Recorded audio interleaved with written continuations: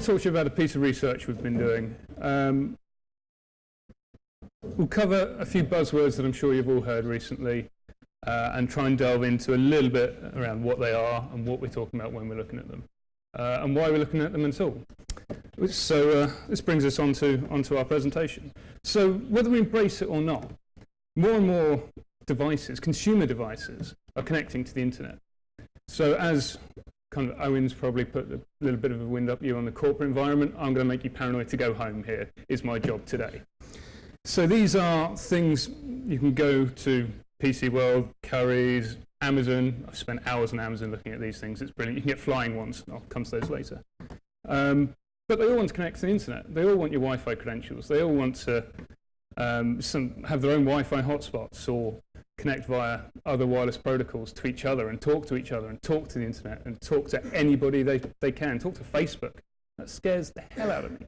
Why do I want my fridge talking to Facebook? Samsung actually do a fridge that talks to Facebook. So if you're interested, do look at it. It's amazing. Sorry, going off topic a little bit. So yeah, so I'm going to talk to you about the Internet of Things. So these devices, what they are, what they do, and why. And more importantly, the security of the Internet of Things. That's where my interest really comes through. During work time, I love technology. Absolutely love it. Spend hours and hours every day looking at new tech, looking at new security research. Go home and, well, yeah, quite. Go home and I prefer to switch off. Some of the things I found out here scared the hell out of me, and I'm glad I do switch off when I get home. But we'll cover them as we go along. And then I'll kind of aim to finish up with a little bit of a roundup about actually why you and me in this room should care. So actually, what are the corporate parallels to what we're looking at here? And how are these things creeping onto our corporate networks? So we'll hopefully cover that off as well. So I guess just a quick question to you all. I won't ask anybody to stand up or raise hands. But how many of you have seen these, well, certainly some of these devices on the table here, or maybe own some? Oh, sorry, I forgot this one. Or maybe own some. I saw a few more people nodding when I brought the rabbit out. These are consumer devices. These are things people are buying. And we'll run through perhaps why that might be a bad idea. So, how many researchers does it take to change a light bulb? The astute of you will have noticed two light bulbs sitting on the side there. So these are internet-enabled light bulbs. So no joke, these are for people who think that's light switches are just too old-fashioned. So with any luck, from my smart device here, I should be able to turn them on context red, of course. And we can play around with the colors and turn them off, turn them on. Fantastic. But we saw one of these, and we just couldn't help ourselves. We wanted to know what the tech was doing in it. Most importantly, can we hack it? Leave that one hanging there for a little bit. So the scenario. What's the best way to test the Internet of Things? Obviously, the Internet of Things is a huge subject. Many devices, I say everything coming out is connected. So how do we go about looking at let's say, baseline security? So we kind of thought about this in the only way we really do at Context, certainly in the research team. We chose 5 devices. So I spent, as I said, hours on Amazon looking for these things. We bought these 5 devices. Mark was very kind enough to pay for them, which was great for us. We configure them with the recommended security settings. So change the default passwords. Yeah, they all ship with admin password as the default credentials. We don't care about that. Everybody changes the default passwords on their devices when they get them, right? Okay. And then we thought, right, how are we actually going to do this? How are we going to approach this situation? So we came up with an idea. We're going to set aside one evening, going to make it a competition. Those of you who have ever worked with any of our consultants, certainly on applications or networks that have been previously tested, you kind of say to them, don't worry, it's been tested before, you're not going to find anything. Yeah, red flag to the bull there. So we say to these guys, right, we're going to run a competition. We'll do it over one evening, provide sustenance, mostly beer and pizza. Techs tend to work pretty well on beer and pizza. And we'll put them against each other. It's brilliant how well you can get them to work. So I'm going to present some of the vulnerabilities that our guys found during this hacking marathon event. We'll look at 5 or so of the devices and the vulnerabilities we identified throughout. So this is pretty much what we were trying to emulate with this scenario. So we decided we would look at a Technophile's flat.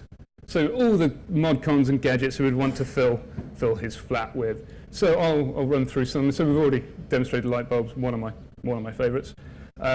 You've got your network access storage, IP camera, Wi-Fi printer, Ethernet rabbit.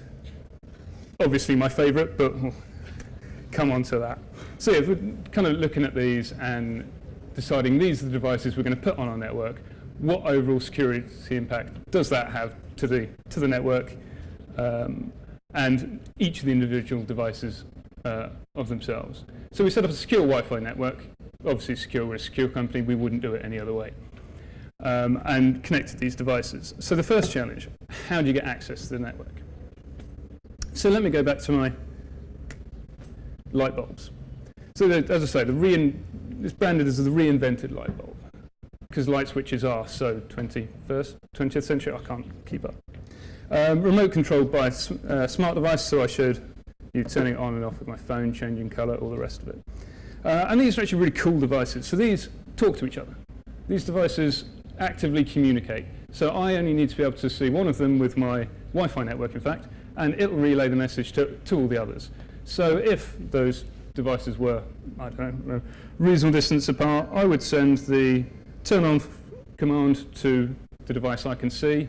It will then relay that message. But it won't do it over Wi-Fi. It actually uses its own mesh network to talk to the other devices that it knows about. This is really interesting. So this mesh network, based on 802.15.4, so 6LoWPAN. The most common protocol people know about in the 802.15.4 range is Zigbee, but 6LoWPAN is actually becoming a real contender, mostly because of the royalty-free aspect of it. So these devices actually communicate via IPv6 packets to each other. I find that quite exciting anyway.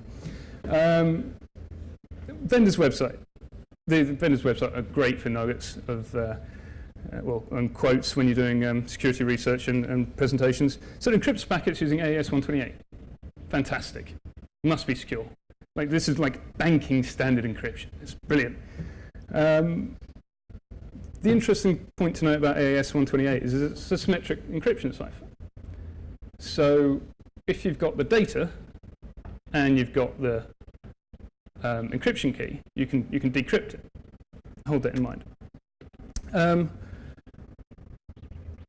Brings me on to my final point. Why did we want to hack the light bulb first? Well, as I said, the light bulb actually connects to the Wi-Fi network and each other.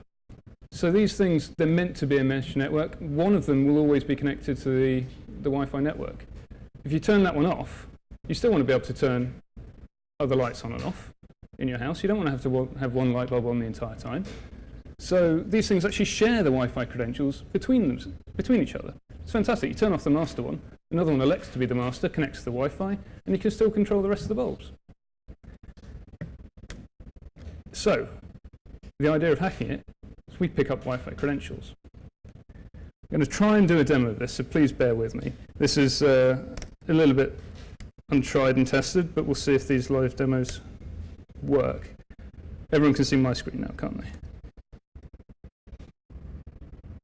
Wrong one. Oop, I've got caps lock on. So what I'm going to do is show you an exploit we've developed for these devices, and then I'll run you through actually what's going on. A little bit in detail, but we'll try and make sure everyone can keep up. So this is my laptop here, so it's looking for the 6LoWPAN wireless network. It's identified the bulb that's connected to the network. It's asking that bulb to join to the network. Great. With a typo, join to that network. Great. It's now asking for the network key. Fantastic. So we've actually retrieved the network key from the master bulb. We've asked it the question, can you send us the master key? And it sent it to us. There's no form of authentication there. All they're using is the AES-128 encryption. It's fantastic. Oh, I'm sorry, a little bit of a light show for you at the end. And if you didn't see scroll off the top there, that was our Wi-Fi password, so feel free to connect. No, please don't. So we found through protocol analysis and analysis of this 802.15.4 wireless mesh network that these bulbs were communicating with no authentication between themselves. So the one thing that they are doing is encrypting the data. So this is a situation where we've got a very expensive piece of electronic equipment with something that we want inside of it. So the first thing we do is rip it apart. Okay? So we did have, I think, 4 of these. We now have 2 that work. But we got what we wanted out of it. So on one of the chips inside there is an AES-128 encryption key. We were able to pull that from flash memory on a PCB, extract it. So we extract a binary blob of, it's actually an ARM processor, so of ARM processor code, reverse engineer that code, and we can pull out the AES encryption key. Once we've got that key is the same in every single one of these bulbs sold by John Lewis, by the way. So if you do want to get some after this, they're brilliant. We can then use that key on any network that's got these bulbs attached, ask the master bulb for the encryption key, for the wireless credentials. It'll quite happily give them to us, expecting us not to be able to decrypt it. But we've now got that key. The only way that this can be fixed now is through a firmware update from the company. You'll be happy to know we are actually working with the affected company, and that is a fix is being rolled out in the short term. But that's where we are with that. So hopefully get back onto. Are we in the right place? Nope. This is where we might come up with a few issues. Fantastic. So to go through that once more, our laptop connects to the master bulb, asks for the wireless credentials. Bulb instantly says, yep, you must be a bulb, you're talking the right protocol over the right channels. Fantastic. Here's your key. We obtain the key, decrypt it, and connect to the network. Fantastic. So we've now gone from outside of a secure wireless network with these devices on to actually getting access to that network. Great. First challenge complete. We're on the network with the rest of these devices. That's fantastic. So the next one, next device we come across on this network in this scenario, and indeed when we did this for real, was the IP camera. So this, I believe it's a Motorola device. You can pick it up on Amazon anywhere. So we figure, okay, great, an IP camera. Could actually be really quite interesting, the sort of attacks you could do against that, and the sort of data you can get out of it, which we'll come to. So again, another smartphone app. Can't actually get this on my screen. I was spending all morning trying to get some remote desktop onto the Android phone, but didn't quite get it. But I can show anyone who's interested later. We can actually just use an app on the phone to talk to the IP camera from wherever we are and see a live stream. It's great. So yeah, simple mobile app, and it actually has a web interface if you know where to go looking for it. But what do we get from attacking our IP camera? Well, okay, a live video stream. So in this fictitious flat that we've set up, we can actually then start to see. So we're connected to the network. We can actually start to look into the flat. I think that's really quite powerful. Before I show the demo, this one's also really quite complicated. So I'll run through, instead of doing it reverse, I'll run through what we're going to do, and then I'll show you for it real. So IP camera, as I said, does have a web interface. So you connect to the web interface, index to HTML, there's nothing there. You get a 404. So the first step. Second step, connect to index2.html, and you get access to the entire device. No authentication whatsoever. The entire security that I've put into this device is changing the default name of the web page. Quite interesting. So this will be a short demo, you'll be pleased to know, and hopefully I won't be able to screw this one up. So if I find my demos folder, that's some pretty people sitting in the front row. Paul, I think you're centre stage. And it's not just being able to view. I can control this camera, so oops, something happened. There we go. So I'm now moving the camera left or right or up or down. So we have a full field of view of whatever this camera can see, unauthenticated. like to say that again, unauthenticated. Don't worry, nobody's stupid enough to put these things on the internet. Come back to that one too. Right, so running through these relatively quickly. Nope, that's on my screen. So, review of the attack there. That one was really disappointing, I'm going to say. I was expecting something. I was expecting to be able to cut my teeth on that, but it didn't happen. And our technophile is now sitting shaking in the corner of his flat because everyone's watching him. It's a little bit creepy. But so the next thing this guy's going to have in his flat is obviously a network attached storage device. These things are brilliant. You back up all your photos, your music, everything. These they actually have personal clouds now. I'm not entirely sure what a personal cloud is, but it has one. It's out there somewhere. And you can remote into these devices too. So you can access this wherever you are. So I can always access my Miley Cyrus music when I'm out and about in various parts of the country doing work for Context. It's great. Keeps me a happy man. So this is an established device. So whereas the light bulbs are actually a startup, and we are working with them, as I say, to improve their security on that. This is a device from a very respectable company that's been around for quite a long time. And they do this. They make these devices and have done for a long time.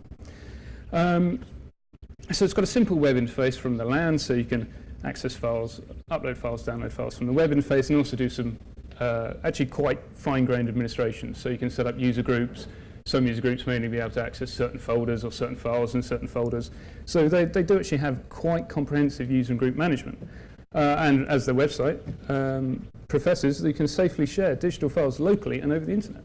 So they consider safety until we found a remote root exploit in it. That was the way we chose to get in. We stopped looking after we got that. I'll show you why. And obviously, what do we gain from attacking a NAS? Well, any file stored on it. So this is I keep a copy of my passport on there, my financial data, because I like to have that stuff backed up. But it's all stored on one of these devices. So again, if the demos are going pretty well so far, so I'm very happy about that. When they start going wrong, I'll probably start crying. But, what am I doing with NAS? Right, so remembering my demos, it's this one. So I'm on the network through the Wi-Fi, attempt to access the network attached storage device, and can see it's been configured with credentials. That's highly frustrating at this point. So come back to our classic hacker green screen. In here we have another exploit that we've developed, and this is an issue in actually the web interface. So connecting to the web interface and actually sending, it's a command injection exploit. Exploit's been successful, so it's logged us in as the root user. So this is actually an embedded Linux device. Goes through, tries to find user credentials, and then overwrites them with something that we know. So in this case, we've overwritten the user credentials with the password user, sorry, the user and the password SMB password. I might need to keep that up there because I will get the case wrong almost certainly. So coming back to it, same screen as before, user SMB. I think I got that right. Fantastic. And via that exploit, we've been able to actually access the files on that system. So you can see I've got my dodgy music and all the rest of it. That's the NAS. We're really not doing very well so far. I don't know how long I've been talking, probably 5 minutes. I've been speed talking quite a lot. But we've got through 3 devices. 2 more. Okay. Let's see how this goes. I think you probably get the gist of it already.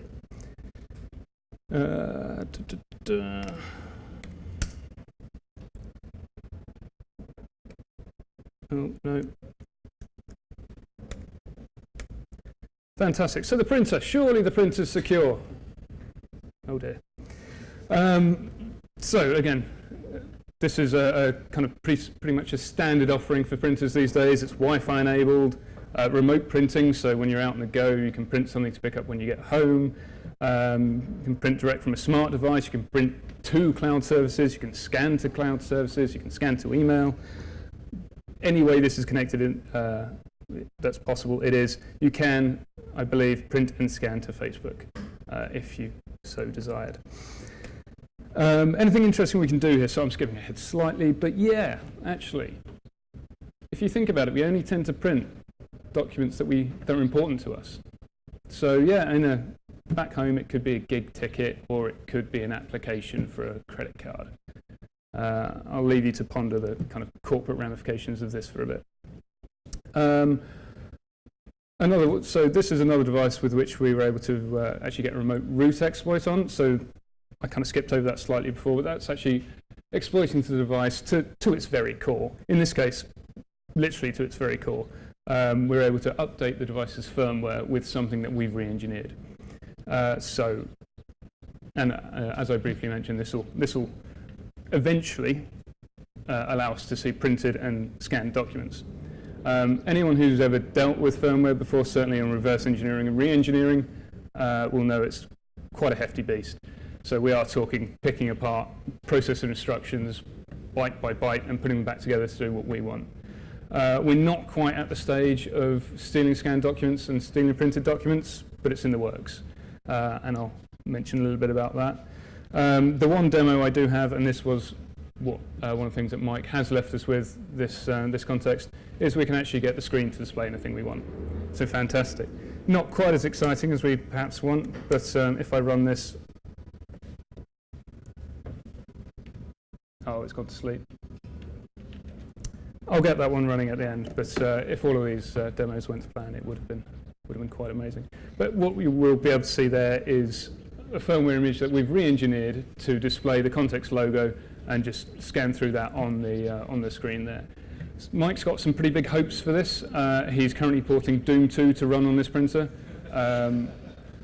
He's actually getting surprisingly far. It's a little bit scary. So we'll hopefully come back with an update on that in the next little while. And I'm still on the right page. Fantastic. And then finish off with my favourite. So the children's toy. I think not. I've been playing with this thing for far too long. This is Carrots, the smart companion internet-enabled rabbit. Yes. So as I say, it's an internet-enabled device. It's got a camera.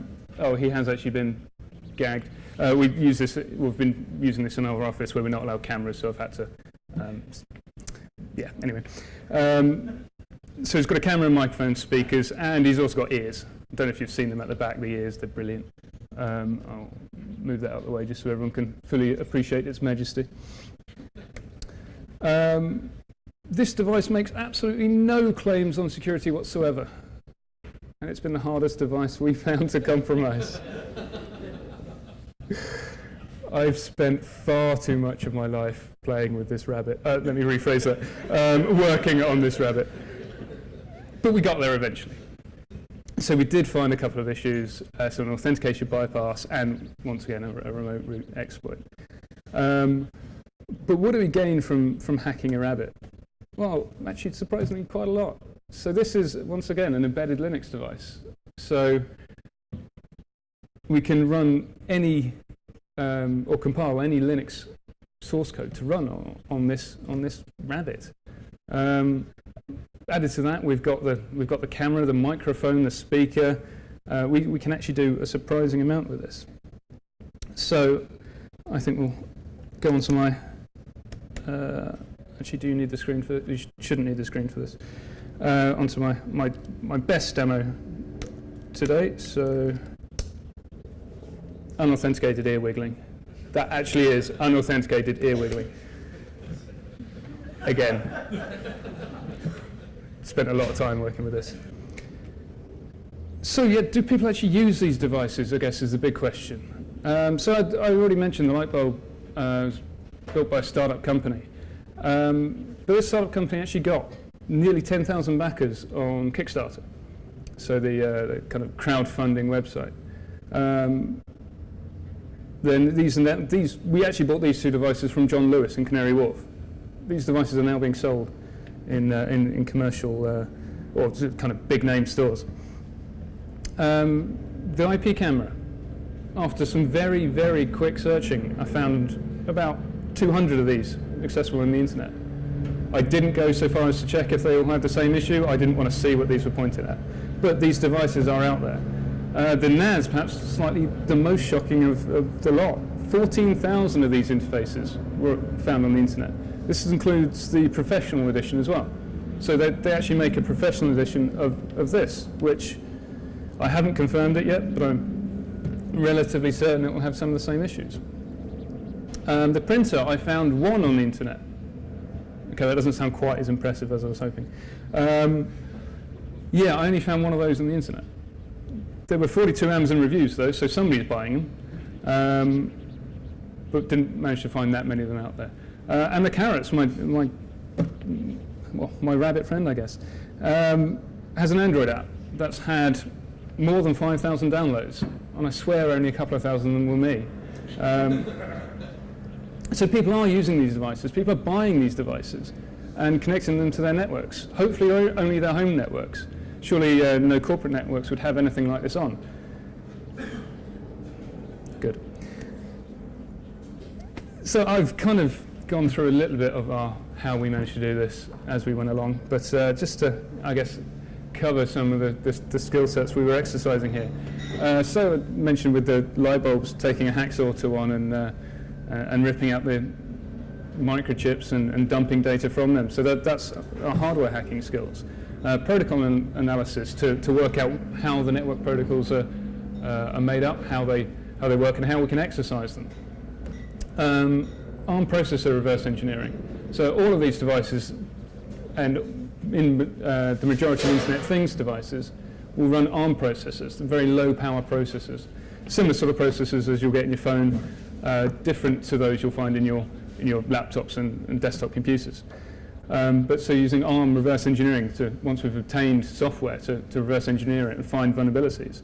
Firmware re-engineering, in the case of the printer, if I get that demo working at the end, Mike's actually making this firmware do his bidding, so he's actually programming in extra functionality. And obviously, luck and patience. These things can take time and they can take a bit of luck, and we've been blessed with both of them. For people interested in the tech, we will be speaking about some of these things in the upcoming ConCon conference, so the technical track, I guess, of our public conferences. If anyone is interested in that event, either drop myself or Julia, let us know, and we'll keep your details on for that. That's a slight aside. So, the Internet of Vulnerable Things, titled this. It's worth pointing out we didn't pick 100 devices and only present 5 of them. We picked 5 devices and we found issues in all of them. The Internet of Things is immature. There's a race to market to get your product out there first, to get the one out there that does the best, that sells the most. Security is often an afterthought, and we see this in all aspects of industry, but I think in the Internet of Things marketplace the most. I think some of the things we've demonstrated there, although comical in a sense, can actually lead to real issues on connected networks. And in each case, we are working with the vendor to make sure the specific issues we've identified have been fixed. Some vendors are obviously being more upfront and working with us than others, but we are getting there. So the Internet of Things by any other name. Why does this affect you and me in this room right now? So yeah, we might have the printer at home, or one or two of you might have the rabbit at home. But we're in business here. We're in technical jobs, technical security jobs in large organizations. Why do we actually need to, why have I been speaking to you for 20 minutes about something you might have at home? These devices actually have a lot of parallels in the corporate environment. Although it may not seem it, the underlying technology and operating systems and processes and all the rest of it, very similar in a lot of corporate infrastructure. So I'd just like to briefly cover kind of corporate parallels for each one. So believe it or not, the light bulb uses a lot of technology that's very similar to building management systems. So communicating via meshing wireless protocols, Zigbee in particular for building management systems. And there are obvious risks if somebody can compromise that. So building facility failure, turning off the aircon in your data centers, or opening all the fire exits and things like that. They're actually tangible risks. The IP camera, the obvious parallel is the physical security systems. So CCTV cameras, in ACS, ACS, I get confused. Access control systems, all kind of built on very similar technology. And obviously the risk would be an Ocean's 11 style compromise, which if anyone wants to test one of these, I'd be more than happy to take part.